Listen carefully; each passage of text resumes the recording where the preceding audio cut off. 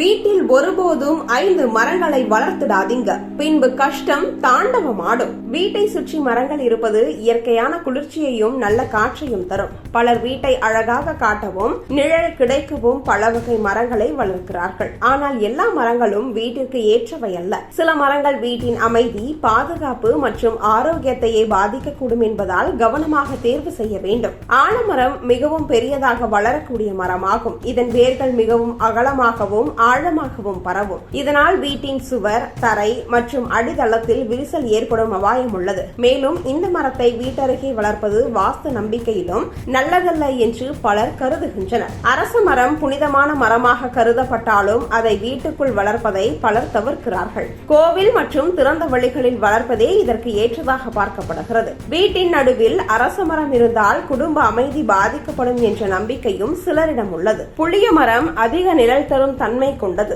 ஆனால் அதன் இலைகள் மற்றும் கிளைகள் அடிக்கடி உதிர்வதால் வீட்டை சுத்தமாக வைத்திருப்பது சிரமமாக இருக்கும். சில பாரம்பரிய நம்பிக்கைகளில் புளிய மரம் வீட்டில் சோகமான சூழலை உருவாக்கும் என்றும் கூறப்படுகிறது. முள் நிறைந்த காட்டு மரங்கள் மற்றும் செடிகளை வீட்டின் முன்பாக வளர்ப்பது நல்லதல்ல என்று வாஸ்து நம்பிக்கையில் கூறப்படுகின்றன. குறிப்பாக பெரிய முள் செடிகள் உள்ள வீட்டில் மன அழுத்தம் மற்றும் தேவையற்ற சண்டைகளை அதிகரிக்கும் என்று சிலர் நம்புகிறார்கள். அதனால் முள் மரங்களை வீட்டிற்கு அருகில் வைப்பதை பலர் தவிர்க்கின்றனர்.